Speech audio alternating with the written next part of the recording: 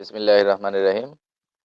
Destiny movement কর্মসূচির আজকের আরো একটি লাইভ এপিসোডে সবাইকে স্বাগতম জানাচ্ছি।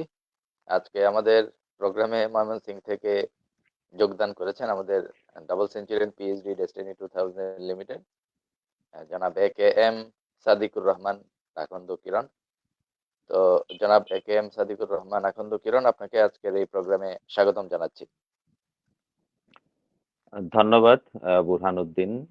আহ, আমি আপনাকে অসংখ্য ধন্যবাদ জানাচ্ছি আজকের এই লাইভ প্রোগ্রামে আমাকে সুযোগ করে দেওয়ার জন্য।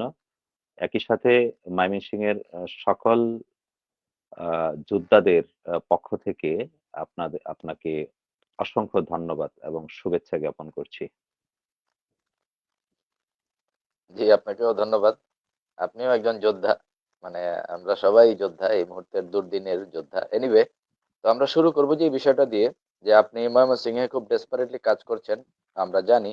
বিশেষ করে ডিন অ্যাক্টিভেশন এবং ডিন ভেরিফিকেশন এর কাজের ক্ষেত্রে আপনি আপনার ইউজার আইডি এবং পাসওয়ার্ড নিয়ে শুধুমাত্র আপনার টিম এ সার্ভিস যে দিচ্ছেন তাই নয়, আপনি আপনার লেফট রাইটের বাইরেও টোটাল ময়মনসিংহ বিভাগেরই অনেক ডিস্ট্রিবিউটরদেরকে সার্ভিস দিচ্ছেন। তো এই যে আপনার দীর্ঘদিন পর, দীর্ঘ 12 বছর পর আপনার বিজনেস সেন্টার দেখতে পাচ্ছেন, লেফট রাইট দেখতে পাচ্ছেন, বিনিয়োগকারীদের ডিন ভেরিফিকেশন, ডিন অ্যাক্টিভেশন করছেন, সার্বিক পরিস্থিতি নিয়ে আপনার ময়মনসিংহ বিভাগের সর্বশেষ কার্যক্রম নিয়ে আপনার অনুভূতি আশা করছি। ধন্যবাদ বুরহান সাহেব। আহ, গতকালকে রাত্রের একটা অভিজ্ঞতার কথাই একটু তুলে ধরি। উম, আমাদেরই আমার টিমে না, মোট কথা হলো ডেস্টিনিতে একজন এক্সিকিউটিভ প্লাটিনাম ডিস্ট্রিবিউটর। তো উনার চাওয়া হলো যে উনি চাকরি করত, সরকারি চাকরি করত, পাশাপাশি ডেস্টিনিতে কাজ করত। তো ওনার বাসায় গেলাম, চা আপ্যায়ন হলো, প্লাস কিভাবে উনি উম, এই কাজগুলো করবে এই বিষয়গুলো ওনার ছেলেকে শেখানোর জন্যই আমাকে ওনার বাসায় যেতে হচ্ছে। এক কথা হলো যে আমি ডোর টু ডোর ওয়ার্ক করছি। তো মনে হয় না যে সেই 12 বছর পূর্বে যে ইয়ং কিরণ ছিলাম, আজকের দিনে তো আর সেই ইয়ং নাই, কিন্তু মনের স্পিরিট কমে নাই। তো সেটা শেষ করে যখন বাহিরে আসছি, এর মাঝখানে প্রান্তিক লেভেলের আমার রিপোর্টার্স ক্লাবের সভাপতি আহ, কামাল হোসেন, তো আরো কয়েকজন, তো এর মধ্যে আমার পাশে আরেকজন আছে। আহ, উনি আমাদের আহ, রফিকুল আমিন সাহেবের কাছের একজন মানুষ। তো তাদের বক্তব্য হলো যে ডেস্টিনিতে আপনি যে কাজগুলা করছেন এটা আসলে কতটুকু ফলপ্রসূ হবে। তাদের প্রশ্ন আমাকে, বা আমি এই যে শ্রম দিচ্ছি এটা অযথাই শ্রম দিচ্ছি, কোনো কাজ হবে না, আমিন সাহেব বের হলে তারপরেই সব সমস্যার সমাধান হবে। তো আমি আসলে বিষয়গুলো খুব বিব্রত বোধ করি, আহ, রাগ উঠে। তো রাগ করলাম তো হেরে গেলাম, এই মেসেজটা তো মাথায় সব সময় রাখি। তো যাক, তাদেরকে আমি বোঝানোর চেষ্টা করলাম যে আমি দায়বদ্ধতার খাতিরে, আমি যে দায়বদ্ধ, এই দায়বদ্ধর খাতিরে আমার শরীরের শেষ বিন্দু পর্যন্ত আমার পা চলছে, আমি কাজ করব ডেস্টিনির জন্য। এটা হলো তাদেরকে আমার মেসেজ। আরেকটা বক্তব্য তাদের, যে টি প্যাকেজের টাকা, বিভিন্ন ধরনের টাকা পয়সা, এগুলোর বিষয়ে কি করবেন।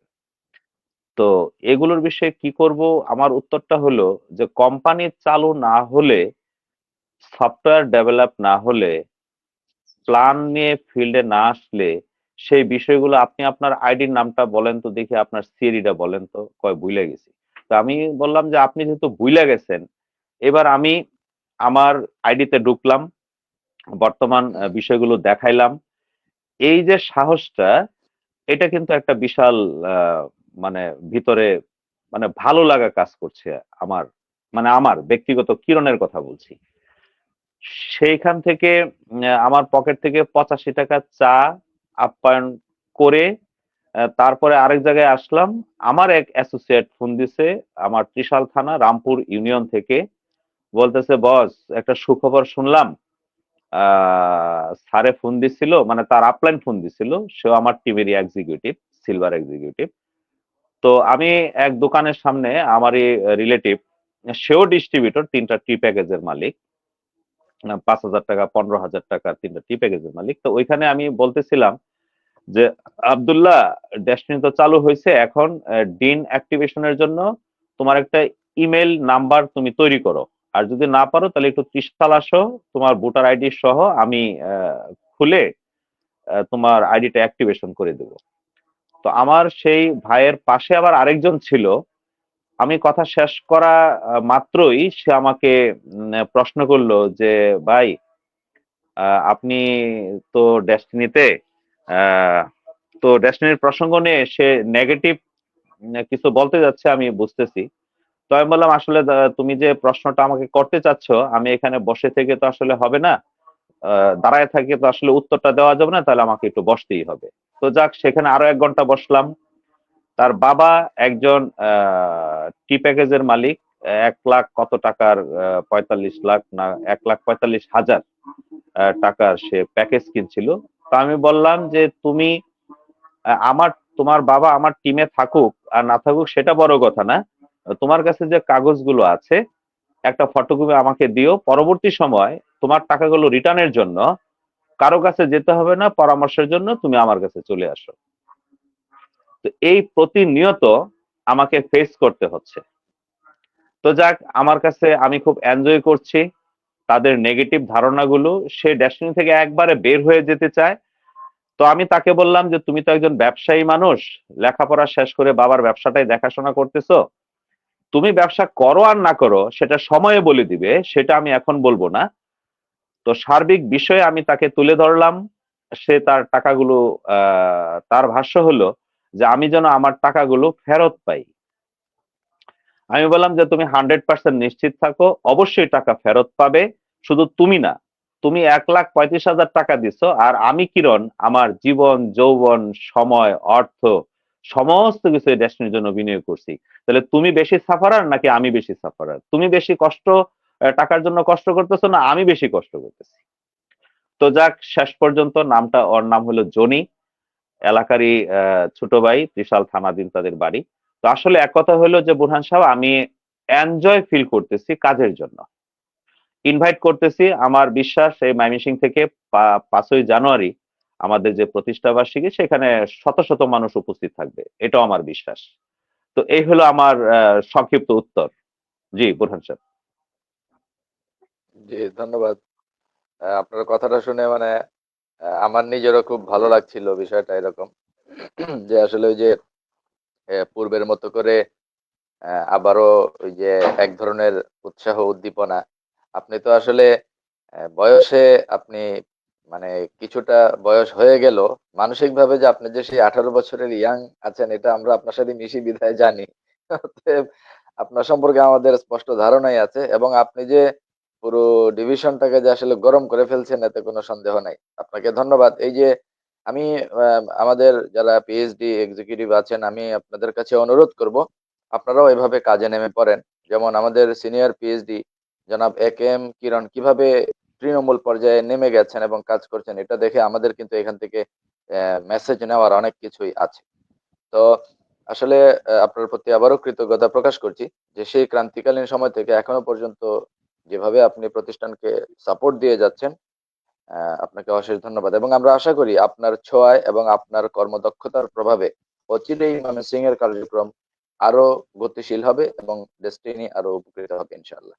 এনিওয়ে, আপনি একটা গুরুত্বপূর্ণ কথা বলেছেন যে আসলে দেখেন, আপনি যেই ব্যক্তি আপনার কাছে টাকা ফেরত চাইলো, ওনাকে যখন বললেন যে আপনার না সিআইডি বলেন, উনি কিন্তু নাম্বার বলতে পারে না। তো পূর্বের ট্রি সেটআপ এটাকে ঠিক না করলে টাকা ফেরত দিয়ে দিবে কিভাবে? আগে তো পূর্বের ট্রি সেটআপ ঠিক করতে হবে। আর এই কারণেই ব্যবসায়িক কার্যক্রম শুরুর ১ম ধাপটা অত্যন্ত জরুরি। এনিওয়ে, আমরা এবার চলে আসি আমাদের পরবর্তী পয়েন্টে। তো এই যে সার্বিক কার্যক্রম, ডিন ভেরিফিকেশন এবং ডিন অ্যাক্টিভেশন, এই কার্যক্রমগুলো করতে গিয়ে এই তথ্য প্রযুক্তির ঘাটতি এবং কিছু জটিলতা অনেকেই ফেস করছেন। অনেকের দেখা যাচ্ছে ইমেইল নেই, অনেকের দেখা যাচ্ছে মানে আইটির জ্ঞানের অভাবে অনেকেই একটু জটিলতা ফেস করছেন। এই ক্ষেত্রে আপনার অবস্থান থেকে আপনি কি, কি জটিলতা ফেস করছেন বা আরো কি, কি সাপোর্টিং হ্যান্ডেল যদি প্রতিষ্ঠানের পক্ষ থেকে পাওয়া যায়, তাহলে কাজটা আরো গতিশীল হবে বলে আপনি মনে করেন, জনাব কিরণ? ধন্যবাদ বুরহান সাহেব। এখানে আম, মানে আমি যেটা বলবো যে আমাদের উচিত আহ, একজন বা দুইজন ব্যক্তি সার্বক্ষণিক ফিল্ড থেকে, যেন আমরা ফিল্ডে কাজ করছি, দেখা গেছে যে তার মোবাইল নাম্বার নাই, সফটওয়্যারেও নাই, কিংবা মোবাইল নাম্বার তার ছিল, ওই মোবাইল নাম্বারটা তার হারিয়ে গেছে, সেটা পরবর্তী সময় সে নাম্বারটার উঠায় নাই, এই যে জটিলতা। তারপরে ইমেল নাম্বার নাই অনেকের, ইমেল নাম্বার তৈরি করতে হচ্ছে তার জন্য নতুন করে। বা অনেকে আছে বাটন মোবাইল ব্যবহার করে, অথচ অনেক অনেক টাকা বিনিয়োগ করছে, আহ, সে এটা বুঝতে পারতেছে না, আমাদের অনেক প্রোগ্রাম সে দেখতে পারতেছে না। তো এখন দেখা গেছে যে একজন ব্যক্তি, সে আসলে অ্যান্ড্রয়েড মোবাইল, মানে বাটন মোবাইল ব্যবহার করতেই সে আহ, অভ্যস্ত। দেখা সিলভার এক্সিকিউটিভ, তার ওয়াইফ অ্যান্ড্রয়েড মোবাইল ব্যবহার করে, আর সে বাটন মোবাইল ব্যবহার করে। তো এই ক্ষেত্রে তাকে আমি বলতেছি যে আর না, আপনি যদি বিজনেস করতে চান, আমার মোবাইল দিয়ে এখন আর বিজনেস হবে না, আপনাকে মোবাইল নিতে হবে, বাটন মোবাইল ভাবিকে দেন বা আপাকে দেন, আপনি সেই মোবাইল আপনি ব্যবহার করা শুরু করেন। তো এইভাবে তাদেরকে সাপোর্ট করছি। আর এখানে কাস্টমার সার্ভিস হিসাবে কোম্পানির পক্ষ থেকে যেন ফোন করলেই কাউকে না কাউকে পায়, সে তার সমস্যাটা যেন কোম্পানি থেকেই সাপোর্টটা পায়। এতে করে তার স্পিডটা বেড়ে যাবে, এবং সে মনে করবে যে না, কোম্পানি তো সে আগের চেয়ে অনেক ভালো অবস্থানে আসতেছে। যেমন এখানে অনেকেরই বক্তব্য হলো যে ডেস্টিনির সেই আগের যে যৌবন ছিল, এখন সেই যৌবনটা ফিরে পাবে না। তো এই ক্ষেত্রে তাদেরকে আমি যে উত্তরটা দেই, আমি বললাম যে দেখেন, আপনি যে চিন্তাটা করতেছেন যে আমরা যখন ডেস্টিনিতে কাজ করছি সেই 2004 সাল থেকে 12 সাল পর্যন্ত, তখন কিন্তু এই অ্যান্ড্রয়েড মোবাইল ছিল না, টাচ মোবাইল খুব কমই ছিল। তো সেই সময় আর এই সময়ের মধ্যে যেরকম অনেক পার্থক্য আছে। আর ইনকামের বিষয়টা, যে এখন কোনো ব্যক্তি কোম্পানিকে চালু করে নাই, রাষ্ট্রের নির্দেশে, সর্বোচ্চ আদালতের নির্দেশে কোম্পানি ফিল্ডে আসছে। তো আপনারা ওই কোনো অ্যাড দেখছি না, কোনো পত্রিকায় বিজ্ঞাপন দেখছি না। আমি বললাম বিজ্ঞাপন, অ্যাড এগুলো কোনো বিষয় না। সারা বাংলাদেশে আমরা যদি 45 লাখ মানুষ ডেস্টিনির সদস্য বা ডিস্ট্রিবিউটর হয়ে থাকি, এখানে সারা বাংলাদেশে এবং সারা পৃথিবীব্যাপী আমাদের সদস্যের মাত্র 1 লাখ ডেস্টিনির বিষয়ে খোঁজ খবর জানে, আর বাকিরা জানেই না। বাকিরা জানে এইভাবে যে ডেস্টিনি চলে গেছে, ধরা খাইছি, এই কথাগুলো 12 বছর যাবৎ শুনছি, এখনো শুনতেছি। তো আমি কিরণ যদি সেখানে সামনে থাকি, তখন সেই তাদের ধারণাটা আমি পাল্টায় দেওয়ার চেষ্টা করি, এবং আমি যখন তাদেরকে বুঝাই দিই, তখন তারা বুঝতে পারে যে না। এই ক্ষেত্রে দেখা গেছে আমি আমাদের, যেমন আমার ফেসবুক আইডিতে ঢোকার কথা বলি, আপনার বুরহান সাহেব, আপনার নাম যে বুরহানুদ্দিন দিয়ে আপনি ফেসবুক আইডিতে ঢুকবেন, ওনার আইডিতে ঢুকবেন, কোম্পানির বর্তমানে এই আইডি আছে, হ্যাঁ, ডেস্টিনি 2000 লিমিটেড এই আইডিতে ঢুকবেন। তো এইভাবে তাদেরকে পজিটিভলি তাদের সাথে কাজ করছি। তো আমি মনে করি সবচেয়ে গুরুত্বপূর্ণ বিষয় হলো যে একটা কাস্টমার সার্ভিস তৈরি করে দেওয়া, যেন সার্বক্ষণিক। যদিও আমাদের এক্সিকিউটিভ ফোরাম আসাদ ভাই অনেকটা সাপোর্ট করছে, পাশাপাশি আরো সহজ কিছু রাস্তা আমি চাচ্ছি যেন তৈরি হয়, তাহলে আমাদের জন্য ফিল্ডে কাজ করতে আরেকটু সহজ হবে। না হলে এখন বর্তমানে যে পরিস্থিতি, আমার প্রতিদিন কম করে হলেও 1 থেকে 200 ফোন আসে। তো তারা প্রশ্ন করে 3 সেকেন্ডের, কিন্তু আমার উত্তরটা দিতে হয় 5 মিনিট উত্তর দিতে হয়। তো এই জন্য আমাদের জন্য একটু সহজ হবে, যেমন তারা পজিটিভ আর নেগেটিভ যে প্রশ্নটা করুক, কোম্পানির একজন থেকে, সেই কাস্টমার কেয়ার থেকে যেন তারা সঠিক একটা উত্তর পায়। এই সার্ভিসটা যেন আমাদের আমাদের সকলের জন্য চালু করা হয়, তাহলে আমরা আরেকটু সহজ হবে আমাদের কাজ করতে, আমরা আরেকটু ইজি ফিল করব। ধন্যবাদ বুরহান সাহেব। জি, ধন্যবাদ জনাব কিরণ, আপনি খুব গুরুত্বপূর্ণ একটা বিষয় তুলে ধরেছেন। আসলে দেখেন, মানুষের কোয়েশ্চেন কিন্তু আসবেই যে আসলে কোম্পানির যে কার্যক্রম হচ্ছে কোনো পত্রিকায় বা এগুলো কোনো কিছুতে তো পেলাম না। মানুষের এই কোয়েশ্চেন কিন্তু একেবারে যে অমূলক তাও কিন্তু না।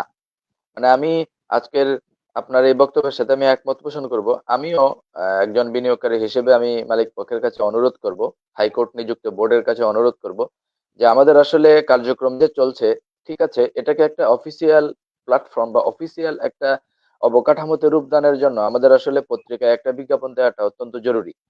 পত্রিকায় যখন একটা বিজ্ঞাপন দেওয়া হবে এবং কাস্টমার সার্ভিসের বিষয়টা আনুষ্ঠানিকভাবে ডিক্লারেশন হবে, তখন কিন্তু মানুষ বিষয়টাকে আরো গুরুত্ব সহকারে বিবেচনা করবে এবং বিষয়টাকে আরো অফিসিয়ালি তারা অ্যাকসেপ্ট করবে। তো আশা করছি মালিক পক্ষ বিষয়টি বিবেচনা করবেন। আর আসলে আমাদের এই মুহূর্তে অফিসিয়াল ফেসবুক পেজ এবং অফিসিয়াল ইউটিউব চ্যানেল বা ডেস্টিনির হাইকোর্ট নিযুক্ত বোর্ডের অথরাইজড একটা সামাজিক প্ল্যাটফর্ম কিন্তু আসলে আমরা এই মুহূর্তে খুব ব্যাপক প্রয়োজন অনুভব করছি। কেন? কারণ এই যে একটু আগে আপনি বললেন কিন্তু যে আপনি কখনো এই যে আমাদের কারো আইডি লিংক দিয়ে বলছেন এখান থেকে তথ্য নেন, কখনো এক্সিকিউটিভ ফোরামের কথা বলছেন, কখনো ওই যে অমুক আইডি, কখনো অমুক আইডি, মানে এটা একটা স্ক্যাটার্ড একটা ইভেন্ট আমরা দেখতে পাচ্ছি। মানে সুনির্দিষ্ট একটা অফিসিয়াল অথরাইজড একটা প্ল্যাটফর্ম থাকলে তখন কিন্তু আর জনে জনে বিভিন্ন জনকে বিভিন্ন কথা বলা লাগতো না।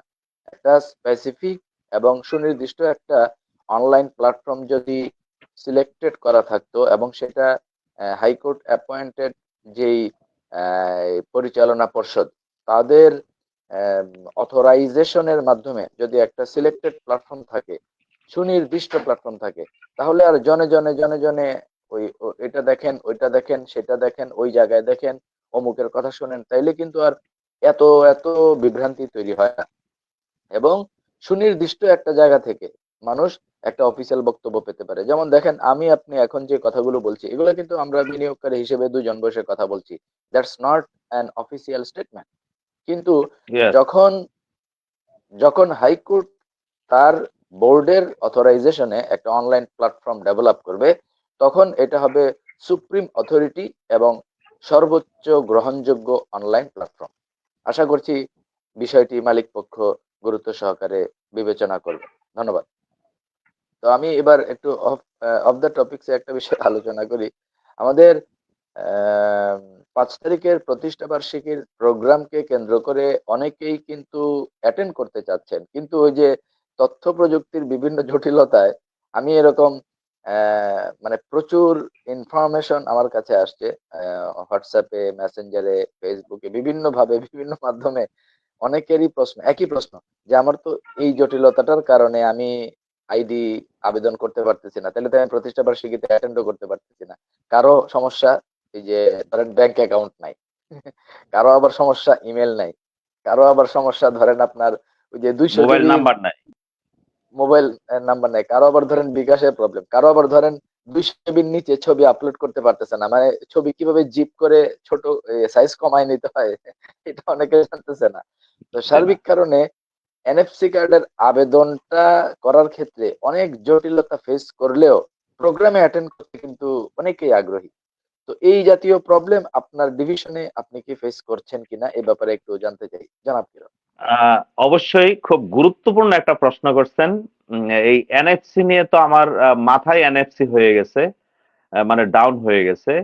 তো এনএফসি এই আম, গতকালকেও আমার সম্মুখীন হতে হয়েছে যে ডেস্টিনি এতদিন পর টাকা দিবে আর এখন টাকা নিচ্ছে কেন। আমি বললাম কিভাবে নিচ্ছে, যে এনএফসি কার্ড। তো এনএফসি কার্ড আমার শ্রদ্ধেয় আশরাফ আশরাফুল আমিন স্যার, উনি এই এনএফসি কার্ডের যে বিষয়ে যেভাবে তুলে ধরছে, যে এনএফসি কার্ড আসলে আমার কি করণীয়। তো অনেকের প্রশ্ন যে 1,000 টাকা আবার এখন দিতে হচ্ছে কেন, এটা কেন দিতে হবে সেই এনএফসি কার্ডের জন্য? এনএফসি কার্ড ছাড়া আমি প্রোগ্রামে অংশগ্রহণ করতে পারবো না। তো আমি বোর্ডের কাছে আমার বক্তব্য হলো, হাজার হাজার মানুষ কিন্তু প্রোগ্রামে অংশগ্রহণ করবে। এই এনএফসির বিষয়টা একটু শিথিল করা হোক। এই ময়মনসিংহ ডিভিশনের পক্ষে, 4টা জেলার পক্ষে আমি কিরণ জোরালো আবেদন করছি। এখানে যারা সক্রিয় কর্মী তাদের কাছে 1,000 টাকা কোনো টাকা না, কিন্তু বিভিন্ন জটিলতার কারণে তারা এই মুহূর্তে এনএফসি কার্ডটা তৈরি করতে পারতেছে না। আমাকে বলতেছে যে কিরণ ভাই আপনি টাকা নেন, এই টাকা নিয়ে যান, আপনি আমার এনএফসি কার্ড তৈরি করে দেন। এটা কিন্তু আরেকটা জটিলতা। আমি কেন টাকাটা নিব? কারণ আমি টাকাটা যদি হাতে নেই, তাহলে সেখানে এই যে মুভমেন্ট করতেছি, একটা দুর্ঘটনা ঘটতে পারে। আমি হয়তোবা সেই ১,০০০ টাকা থেকে আছে ১০০ টাকা খরচ করে ফেললাম। এই পরবর্তী সময় মানে এই রিস্কটা তো আমি যাব না। আমি যেতে চাচ্ছি না। সে শাহজালাল ইসলামিক ব্যাংকে মাধ্যমে দেখা গেছে আমার ত্রিশালের ডিস্ট্রিবিউটর, ত্রিশালে কোনো শাহজালাল ব্যাংকই নাই। তো তার মানে সেই ময়মনসিংহ শহরে যেয়ে তারপরে সে তার টাকাটা জমা দিতে হচ্ছে। তো আমি ম্যানেজমেন্টের কাছে আমার জোরালো বক্তব্য হলো যে, এবং বিনীতভাবে আমি অনুরোধ করব যে এনএফসি কার্ড অবশ্যই করবে, এবং তারা এনএফসি কার্ড নাই বস, এরকম মেসেজ আসতেছে যে এনএফসি কার্ড ছাড়া প্রোগ্রামে অংশগ্রহণ করতে পারবো না। তো তাদের কাছে আমি মেসেজটা দিচ্ছি এভাবে যে অংশগ্রহণ করতে পারেন আর না পারেন সেটা পরের কথা। সেই প্রোগ্রামে অংশগ্রহণ করেন, রাস্তায় দাঁড়ায় থাকবেন, সমস্যা কি? এখানে তো সমস্যার কিছু দেখি না। কিন্তু আপনি যে প্রোগ্রামে অংশগ্রহণ করার জন্য ঢাকা পর্যন্ত গেছেন, এটা হলো আম, মানে আমার জন্য বা আপনার জন্য প্লাস পয়েন্ট যে হ্যাঁ, আমি এনএফসি কার্ড আমার ছিল না। তো আমার বিশ্বাস যদি এনএফসি কার্ডের বিষয়টা আমি মেসেজ পাইছি যে প্রয়োজনে সেখানে বুথ তৈরি করা হোক। অনেকেই আছে যারা সেই প্রোগ্রামে অংশগ্রহণ করবে, ঠিক আছে, তার সবকিছু ওকে করে আপনি তাকে সুযোগ দেন, তাতেও হাজার হাজার মানুষ যা অংশগ্রহণ করবে এই এনএফসি কার্ডের টাকা জমা দিয়ে প্রোগ্রামে।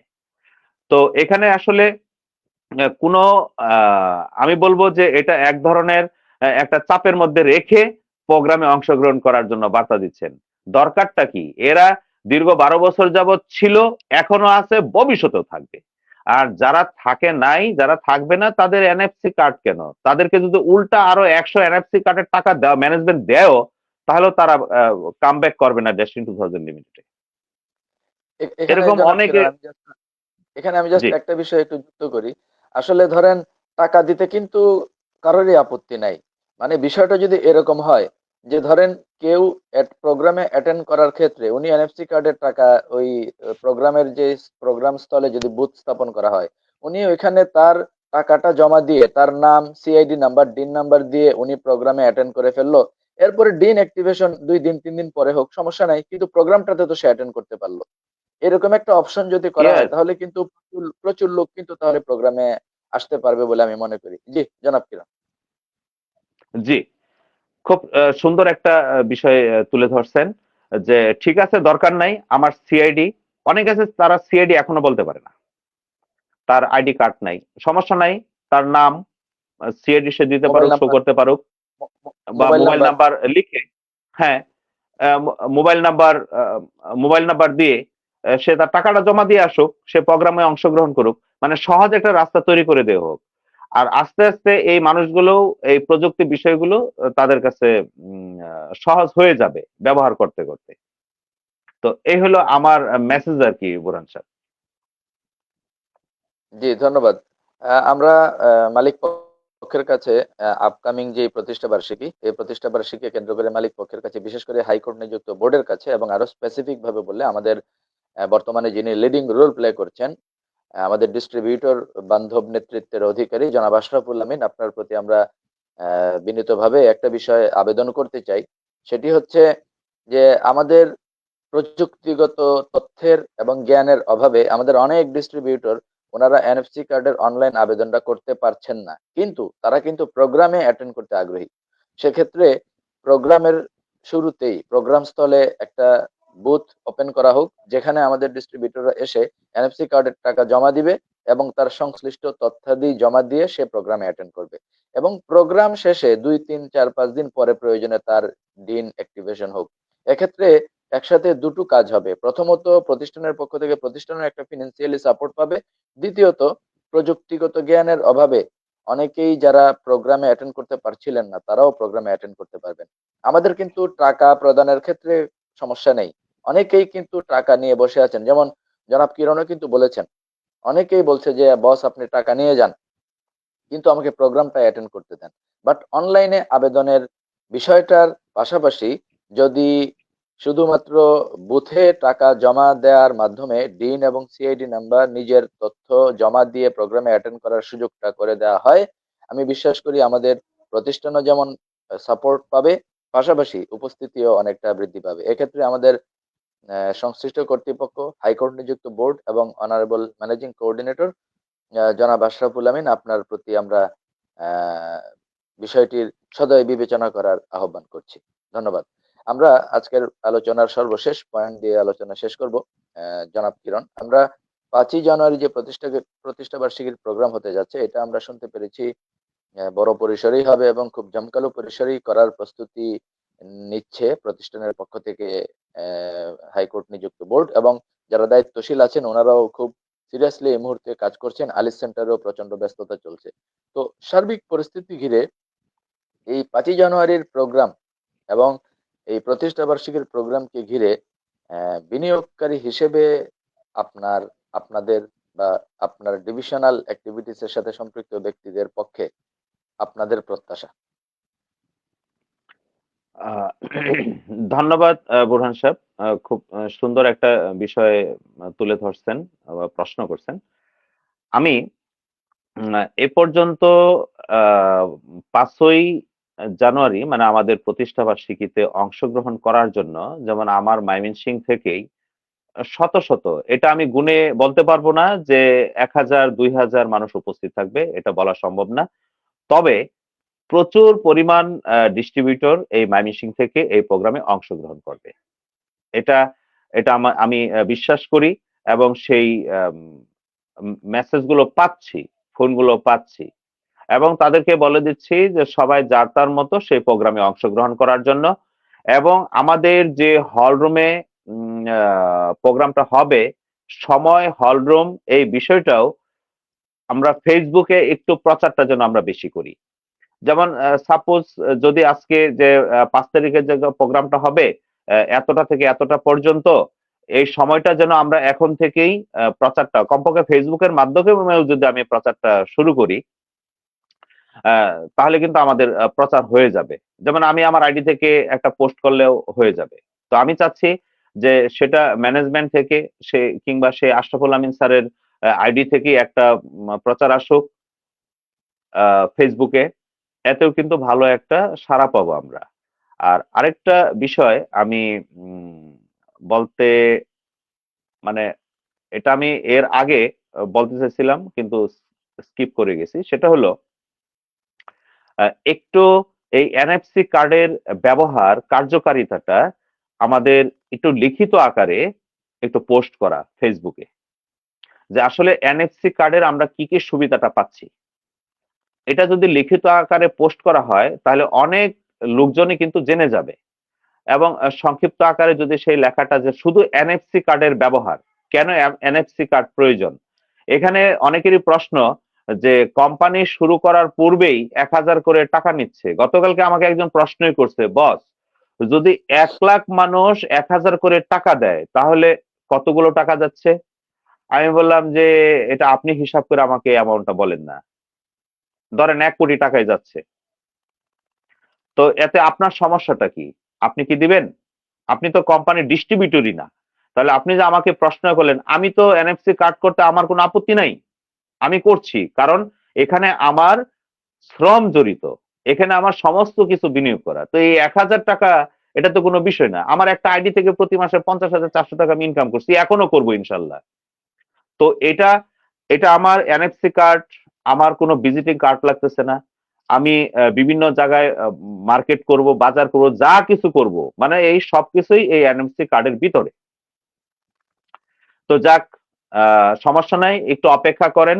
ও এর মধ্যে আবার উনি আমাকে প্রশ্ন করছিল যে বস ডেস্টিনি যে আবার ফিরে আসছে, আগে তো ডেস্টিনিতে জয়েনই করি নাই, অনেকে অনেক কিছু খাওয়াইছে, তো আপনি এবার কি আমি কাজ করতে পারবো কিনা। আমি বললাম যে আসলে আপনি কাজ করতে পারবেন কিনা সেটাই তো পরের কথা, আমি আপনাকে আমার টিমের ডিস্ট্রিবিউটর হিসেবে নিব কিনা এটা হলো দেখার বিষয়। কয় বস এটা কি বললেন, ভাই এটা কি বললেন। আমি বললাম হ্যাঁ আমি এটি সত্যই বলছি। আগে ওই যাই জয়েন করাইছি, রিক্সাওয়ালা, ভ্যান গাড়িওয়ালা থেকে শুরু করে, মুচির থেকে শুরু করে, এমন কেউ নাই যে দেশ নেই যে টাকা রাখে নাই। এখন আমি কারণ এটা করব না। যদি আমার টিম থেকে কেউ করে কোনো এক্সিকিউটিভ লেভেলে, তাদেরকে বরঞ্চ আমি এবার একটু আহ, মানে মানে ওইভাবে আমি শাসাবো। যাক, মানে আগামীর এই যে বিজনেস, এটা কিন্তু সম্পূর্ণ প্রযুক্তি নির্ভর, এই কারণে অনেকে এই ব্যবসা করতে পারবেও না। রাইট। তো আমি তখন তাকে বলছি, কয় আপনি আছেন না, আপনি শিখাই দিবেন। আমি গেছি, আমি হ্যাঁ ঠিক আছে, ভালো করে যে আপনি তো আসলে সুন্দর করে বুঝাইতে পারেন। আমি বললাম আমি সুন্দর করে বুঝাইতে পারি, ঠিক আছে মানলাম, কিন্তু আপনারও তো বুঝটা নেওয়ার মতো সেই কোয়ালিটিটা আপনার থাকতে হবে। কারণ আপনি টাকা আছে আপনার, আপনি টাকা দিয়ে দিলেন আমাকে, এর পরবর্তী সময় আপনি কিছু বুঝতে চাইবেন না, সেই ডেস্টিনি আর এখন নাই। এখন নতুন ডেস্টিনি, নতুন সময়ে নতুন ডেস্টিনি মার্কেটে আসতেছে। তো যাক, আহ সর্বোপরি আল্লাহর কাছে হাজার হাজার শুক্রিয়া, শুক্রিয়া জ্ঞাপন করছি যে ডেস্টিনি ফিল্ডে আছে।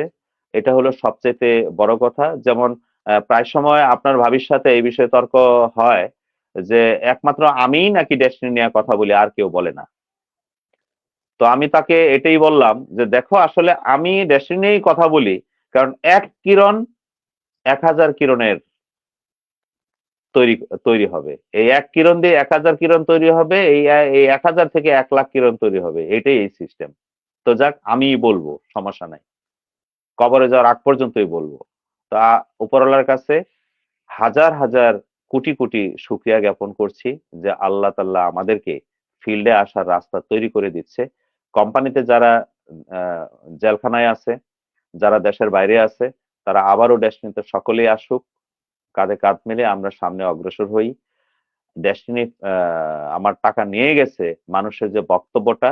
আরেকটা বিষয় বলবো, যেটা আমি আবার ভুলে গেছিলাম, সেটা হলো অবশ্যই আমাদের পত্র পত্রিকা মিডিয়ায় এই 5ই জানুয়ারি থেকেই শুরু করে একটা প্রচার আসা খুব জরুরি। সেটা অবশ্যই পত্রিকায় আসুক, বিভিন্ন টিভিতে আসুক, এটা এটা আসাটাও জরুরি। আমি হাইকোর্ট নিযুক্ত বোর্ডের কাছে প্রশ্ন রাখবো এবং আমি বিনীত অনুরোধ করব।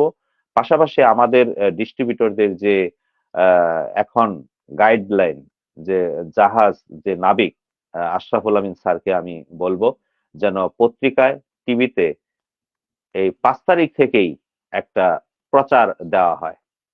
তাতে করে আমি কিরণ এখন যে অবস্থায় আছি, হয়তো আরো মানে পাওয়ারফুললি আমি ফিল্ডে কাজ করতে পারবো। ধন্যবাদ বুরহান সাহেব।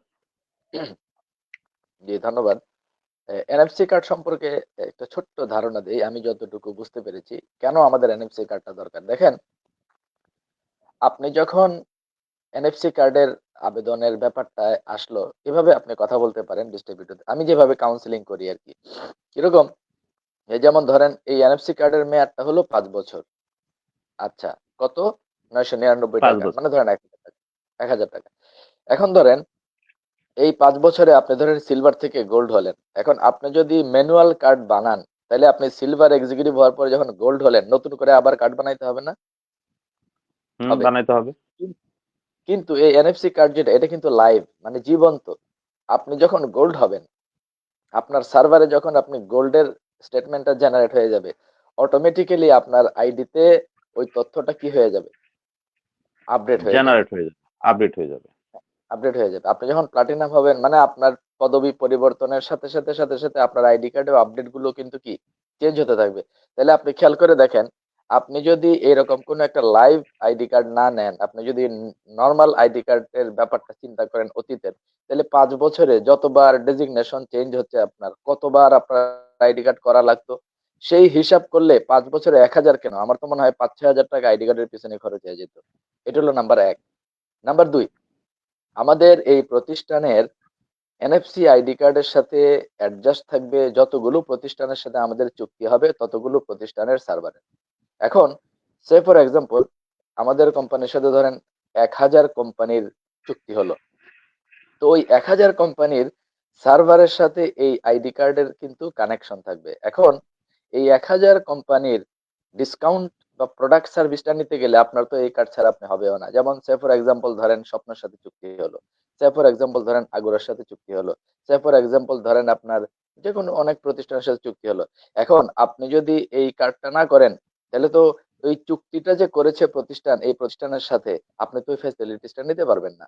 আর সবচেয়ে বড় কথা যেটা, ৫ বছরের ব্যাপার বা অন্যান্য সব ব্যাপার বাদ দিলেও এই মুহূর্তে আমি কিভাবে কাজটা করতেছি, আমার ব্যক্তি মানসিকতা যে এই মুহূর্তে প্রতিষ্ঠানের ইকোনমিক্যাল একটা সাপোর্ট দরকার। তো আমি কি করলাম? প্রতিষ্ঠানকে চা খাওয়ার জন্য ৳১,০০০ দিয়ে দিলাম। এটা কি, এই মানসিকতা নিয়েই কিন্তু আমি কাজ করতেছি। এত মানে রাইট। বিষয়টাকে এত জটিলভাবে অনেকেই নিচ্ছে যদিও, বাট এতটা জটিলভাবে নেওয়ার কিছু নেই। আর এটার ফ্যাসিলিটিস গুলো যখন বুঝবে তখন দেখবেন যে আসলে এটা জটিলতা থাকবে না। তো আমি হাইকোর্ট নিযুক্ত বোর্ড তথা আমাদের ম্যানেজিং কোঅর্ডিনেটর জনাব আশরাফুল আমিন সহ সকলের কাছে, বিশেষ করে আমাদের ডিস্ট্রিবিউটরদের গাইডলাইন যিনি দিচ্ছেন এবং অভিভাবক হিসেবে যিনি ডিস্ট্রিবিউটরদের সাথে হাইকোর্ট নিযুক্ত বোর্ডের কোঅর্ডিনেশন করছেন, আমাদের ম্যানেজিং কোঅর্ডিনেটর জনাব আশরাফুল আমিনের কাছে বিনয়ের সাথে অনুরোধ করব আবারও যে আমাদের প্রতিষ্ঠা বার্ষিকীর প্রোগ্রামে অবশ্যই একটা বুথের ব্যবস্থা করা হোক, যাতে কেউ অনলাইনে আবেদন করার কাজটা সম্পূর্ণ করতে না পারলেও প্রোগ্রামে এসে টাকা জমা দিয়ে উনি যেন প্রোগ্রামটা অ্যাটেন্ড করতে পারে। ডিন ভেরিফিকেশন বা ডিন অ্যাক্টিভেশনের কাজটা প্রয়োজনে ২-৩ দিন পরে হোক, তাতেও কোনো সমস্যা নাই। বাট প্রোগ্রামটা সাকসেসফুলি হওয়ার জন্য এবং প্রতিষ্ঠানের একটা সাপোর্টের জন্য আমার মনে হয় এই বিষয়টা খুবই ইফেক্টিভ হবে। আশা করছি রাইট। মালিক পক্ষ বিষয়টা বিবেচনা করবেন। সর্বশেষ পয়েন্ট দিয়ে শেষ করে দিব। আমাদের ৫ই জানুয়ারির প্রতিষ্ঠা বার্ষিকী উপলক্ষে ডিস্ট্রিবিউটরদের প্রতি, পিএইচডি এক্সিকিউটিভদের প্রতি আপনার যদি কোনো বার্তা থাকে, এজ এ পিএইচডি আপনার পক্ষ থেকে যদি কোনো বার্তা থাকে, জনাব কিরণ। জি, ধন্যবাদ বুরহান সাহেব। ৫ই জানুয়ারি এটা জন্মদিন।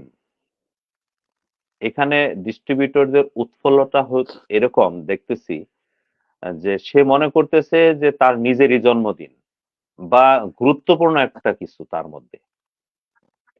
তো এই যে মানে তাদের যে একটা মানে কি বলবো, যে ভিতরে যে খুশির একটা বার্তা মানে ঘুরপাক খাচ্ছে, যে মানে ৫ তারিখ এত দেরি হচ্ছে কেন। আমি বললাম ৫ তারিখ এত দেরি হচ্ছে কেন। তো আসলে মানে হাসি পাইছে এভাবে, যে মানে ৫ তারিখ আসতেছে না, মানে বিষয়টা এরকম যে ৫ তারিখ মানে হলো যে আমরা ফিল্ডে আসতেছি, ৫ তারিখ মানে হলো ডেস্টিনির যাত্রা শুরু। কিন্তু আমি তাদেরকে বলতেছি এইটাই, যে আসলে ৫ তারিখ না, অলরেডি বিজনেস শুরু হয়ে গেছে। কিভাবে শুরু হয়েছে, আমার এটা মোবাইলের কথা এক ধরনের, সামনাসামনি আসলে তো আরেক ধরনের। তখন আমি আমার আইডিতে ঢুকেই যে এই যে দেখেন তো, এই যে আমার নামের পিছনে ৪টা স্টার, এখান থেকে শুরু করে আমার লেফটে এই যে গোল্ড এক্সিকিউটিভ, এই যে রাইটে পিএইচডি, হ্যাঁ, গোল্ডের নিচে নিচে আসেন, এই যে দেখেন প্লাটিনাম, পিএইচডি। তাহলে এই যে বিষয়গুলো আমি দেখতে পাইতেছি, তাহলে কি মনে হয় না যে বিজনেস শুরু হয়ে গেছে? তো বিল্ডিংটা তো মাত্র শুরু করা হয়েছে। তো আপনি এখনই যদি ভাড়া দেয়া টাকা খাইতে চান, তাহলে এটা কেমনে হইলো? তার জন্য আরো ১৫ দিন অপেক্ষা করতে হবে, ১ মাস অপেক্ষা করতে হবে। যাক, আরেকটা যেটা প্রতিনিয়তই মানে প্রশ্নের সম্মুখীন হই, সেই ১৫ তারিখ। ১৫ তারিখ তো আসলে ১৫ তারিখ বলতে এটাই বোঝাচ্ছে। তো উত্তর আমি দিতে পারি না যে তা না, দিচ্ছি। যে ১৫ তারিখ মানে রফিকুল আমিন ছাড়া প্রতিষ্ঠা বার্ষিকী। আমি বললাম এই ১২ বছর রফিকুল আমিন ছাড়া, ধরেন আল্লাহ না করুক, আমরা চাই না উনি দীর্ঘায়ু লাভ করুক, যে উনি আজকে মেসেজ পাইলেন যে উনি আজকে মারা গেছে, তাহলে কি ডেস্টিনি মারা গেছে? ডেস্টিনি কি মারা যাবে? এই ১৫ বছর তো কোম্পানির নামে কোনো মামলা ছিল না। রফিকুল আমিন স্যার অবশ্যই আমাদের মাঝে ফিরে আসবে। সেই ১৫ তারিখে আসুক, না হয় আরো ২ মাস পরে আসুক, না হয় আরো ৬ মাস পরে আসুক, তবে আসবে উনি। তো এক কথায় হলো যে ডিস্ট্রিবিউটররা স্বচিত্তে নিজের ইচ্ছায় প্রোগ্রামে অংশগ্রহণ করবে। তো এই লাইভটা যদি আশরাফুল আমিন স্যার দেখে থাকেন, তাহলে আমি আশরাফুল আমিন স্যারকে বলবো যে প্রোগ্রাম মেনুটা যদিও কাকরাইলে হল নেওয়া হয়েছে আমরা জানি, কিন্তু অনেকেই জানে না। এটার জন্য প্রতিনিয়তই ফোন আসছে যে কোথায় প্রোগ্রাম হবে, কয়টা থেকে হবে। এই মেসেজগুলো যেন আমরা ফেসবুকে এই মুহূর্ত থেকেই আমরা প্রচার করা শুরু করে দিই। তাহলে একটু মোবাইলের চাপটা থেকে আমরা একটু রেহাই পাবো। আর অ্যাজ এ পিএইচডি হিসাবে সকল ডিস্ট্রিবিউটর যারা আছে, এটা শুধু খালি আমার আমার টিম না, আমি ময়মনসিংহে অন্যান্য যত পিএইচডি আছে বা অন্যান্য যত মানে অ্যাসোসিয়েট আছে যারা আছে, তারা আমাকে আপলাইন বলে, বলে বস আপনি আমগর আপলাইন, আমগর কোনো আপলাইন বলতে আমরাই, মানে আমার টিমে না থাকুক, কিন্তু আমি এইভাবেই ডেস্টিনি সে শুরু থেকে ডেস্টিনির জন্য কাজ করছি। রফিকুল আমিন স্যারের পরামর্শ নিয়ে আমি কাজ শুরু করছি, এটা সবসময় বলি। এবং আমি ফিল্ডে কাজ করছি ডেস্টিনির জন্য, আমার জন্য অনেক পরে কাজ শুরু করছি। তো যাক, স্বচিত্তে নিজের ইচ্ছায় এই প্রোগ্রামে অংশগ্রহণ করবে। যারা দূর থেকে টাকা খরচ করে ঢাকায় যাবে, তারা যেন প্রোগ্রামে অংশগ্রহণ করতে পারে। যদি ঢোকার সুযোগ থাকে, দাঁড়ায় থাকার সুযোগ থাকে, দাঁড়ায় থেকেও তারা যেন সেই প্রোগ্রামে অংশগ্রহণ করতে পারে। এইটুকু রাস্তা যেন বর্তমান ম্যানেজমেন্ট প্লাস যারা আমি আমাদের নাবিক আশরাফুল আমিন স্যারের কথা বলবো, উনি যেন এই রাস্তাটা তৈরি করে দেয়। প্রয়োজনে টাকা নেওয়ার ব্যবস্থা, দেখ টাকা দিবে লোকজন, কোনো সমস্যা না। আরেকটা প্রশ্ন, গতকালকে গত পরশুদিন এটার সম্মুখীন হয়েছি। বলতেছে বস আমি যে 1,000 টাকা দিলাম, 1 টাকা তাও বেশি গেল। আমি বললাম আপনাকে কে বলছে 1 টাকা বেশি দেওয়ার জন্য? আপনি 1 টাকা বেশি দিলেন কেন? কয় 90 টাকা কেমনে দেয়? আমি বললাম যেমনে দেওয়ার এমনি দেন, কিন্তু কি বলতে চেয়েছেন সেটা বলেন। বলতেছে যে আমরা যদি 1 লাখ মানুষে 1 টাকা করে বেশি দেই, তাহলে কত টাকা যাচ্ছে, এই টাকাটা কোথায় যাবে? তো বিরাট কঠিন, এটা তো আমার মাথায় ঢুকে নাই। আমি কিন্তু মানে বিষয়টা যদি 1 টাকা করে আমরা বেশি দিচ্ছি যে কোম্পানিকে, এই টাকা তো 1 লাখ টাকা হবে। আমি বললাম হ্যাঁ 1 লাখ টাকা হবে, এই টাকাটা কোথায় যাবে? আমি বললাম, সমস্যা কি, কোম্পানি আরেকটা ফান্ড তৈরি করবে, মুদারাবা ফান্ড, ওই টাকা ওইখানে থাকবে, ওই টাকা কেউ খাবে না, খাওয়ার কোনো সুযোগ নেই। কারণ এখন টোটালি প্রযুক্তির মধ্যেই ডেস্টিনি আসছে, যে এখানে হাতে লেখা ওই 1 টাকা, ওই 1 লাখ মানুষ 1,000 করে টাকা দিচ্ছে, 1 লাখ টাকা হয়েছে, সেই টাকার হিসাব এখনই আমার কাছে চায়। তো এই জ্বালা রাখি কোথায়? যাক, এই 12 বছর রাখছি, এখনো রাখতে পারবো, সমস্যা নাই। এতটুকু ধৈর্য আছে। তো আসলে খুব ভাল লাগছে যে 5 তারিখ ঢাকা আসতেছি, আমাদের সেই আহ, আমাদের ডেস্টিনির জন্মদিনে বা প্রতিষ্ঠাবার্ষিকীতে। এবং শত শত মানুষ এই ময়মনসিংহ থেকে থাকবে, জামালপুর, শেরপুর, নেত্রকোনা এসব জায়গা থেকে, এবং ডিস্ট্রিবিউটর লেভেল থেকে বেশি থাকবে।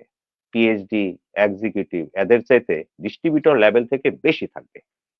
এটুকু আমি মেসেজ আপনাকে দিয়ে দিলাম। ওই দিন খোঁজ নিয়েন, বা যদি হয়তো ওই সুযোগ পাবো না যে ডাইসেদারের, আপনি খোঁজ দিবেন যে কয়জন পিএইচডি আছে হাত তুলেন, কয়জন গোল্ড আছে হাত তুলেন, প্লাটিনাম আছে হাত তুলেন, সিলভার আছেন হাত তুলেন, কয়জন নর্মাল ডিস্ট্রিবিউটর আছেন হাত তুলেন। দেখবেন যে এর পরিমাণ অনেক বেশি হবে। এই রাইট, হলো রাইট। মেসেজ। এরা এখনো, আপনি একটা প্রোগ্রামে দেখছিলাম ওই যে বুজ্জালয় পার্টি, তো এখানে অনেক বুজ্জালয় পার্টি আছে এই পিএইচডি লেভেলে। এবং ওই পিএইচডি গুলো আবার ওই এক্সিকিউটিভদেরকে ওই বুজ্জালয়ের কাতারে লয়ে গেছে। আমি বললাম ঠিক আছে তুমি বুঝতে থাকো, সমস্যা নেই, আর আমরা কাজ করতে থাকি, তবে আসতে হবে স্টুডেন্ট তোমরা, এই আর কি। তো ধন্যবাদ বুরহান সাহেব, আমাকে আজকের এই দিনে লাইভে অংশগ্রহণ করার সুযোগ দিচ্ছেন।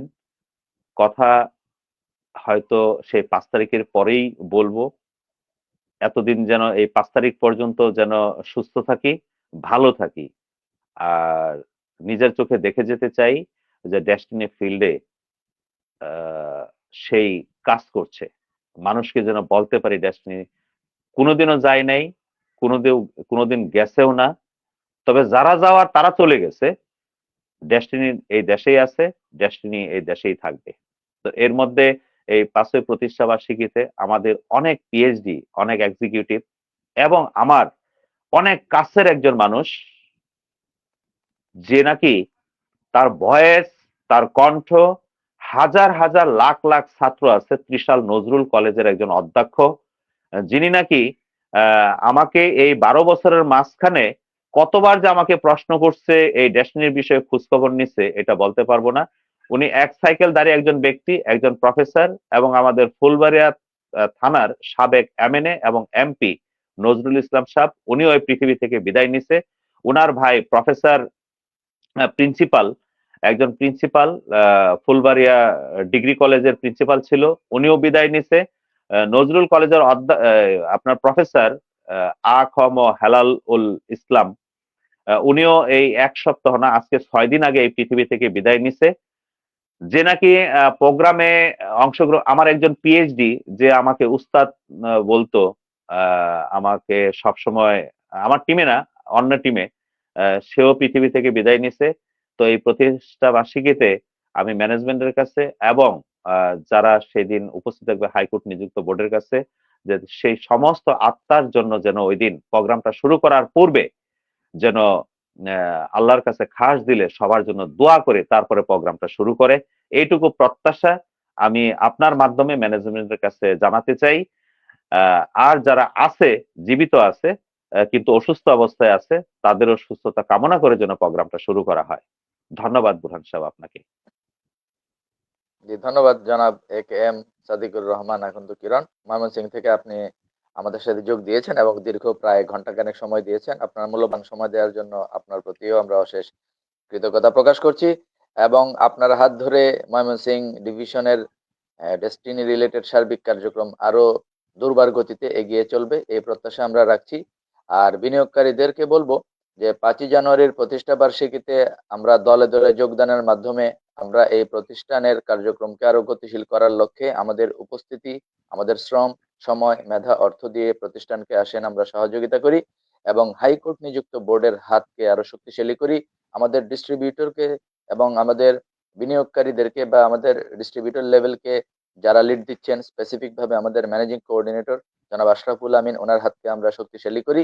এরই মাধ্যমে আমরা আমাদের প্রিয় প্রতিষ্ঠান ডেস্টিনিকে আমাদের কাঙ্ক্ষিত মুক্তির লক্ষ্যে আমরা এগিয়ে নিয়ে যাই এবং 5ই জানুয়ারির প্রতিষ্ঠা বার্ষিকী সফল হোক এবং সার্থক হোক, এই প্রত্যাশা রেখে এবং জনাব কিরণ আপনাকে আবারও অশেষ অশেষ ধন্যবাদ জানিয়ে আমাদের আজকের প্রোগ্রাম এখানে শেষ করছি।